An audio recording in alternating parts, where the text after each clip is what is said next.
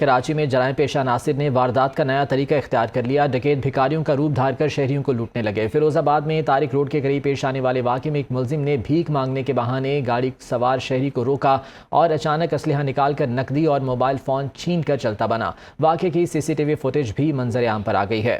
کراچی میں جرائم پیشہ ناصر کی جانب سے واردات کا نیا طریقہ اختیار کیا گیا ہے۔ ڈکیت بھکاریوں کا روپ دھار کر شہریوں کو لوٹنے لگے۔ تفصیلات جان لیتے ہیں، عباد عثمانی ہمارے ساتھ موجود ہیں۔ عباد، بتائیے گا یہ کیا واقعہ ہے اور پولیس اب کیا کارروائی کر رہی ہے؟ جی بالکل، دیکھا جا رہا ہے کہ کراچی میں جو سیکیورٹی کی جو حالت ہے وہ قابل ترس دکھائی دے رہی ہے، کیونکہ یہ دیکھا جا رہا ہے کہ فیروز آباد کا یہ علاقہ ہے جہاں پر ٹریفک کا دباؤ ایک جگہ پہ دیکھا جا رہا تھا۔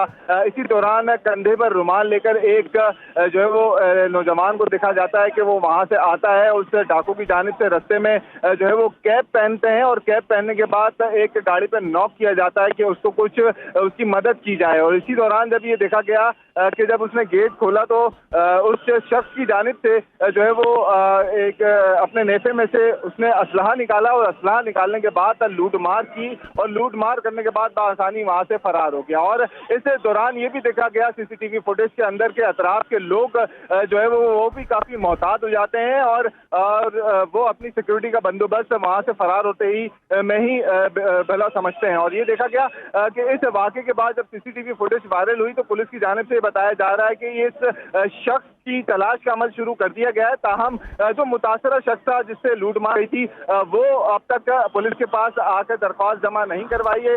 کیا کیا لوٹا گیا ہے اس حوالے سے پولیس کے پاس تفصیلات موجود نہیں، کیونکہ متاثرہ شخص جو ہے اس نے آ کر جو ہے وہ مقدمہ درج نہیں کروایا، تاہم جو ملزم ہے وہ اب تک فرار ہے اور پولیس کی جو اس ملزم کی گرفتاری کا عمل ہے وہ جاری ہے۔ ٹھیک ہے، پولیس اس بارے میں تحقیقات کر رہی ہے۔ بات بہت شکریہ اپڈیٹ کرنے کے لیے۔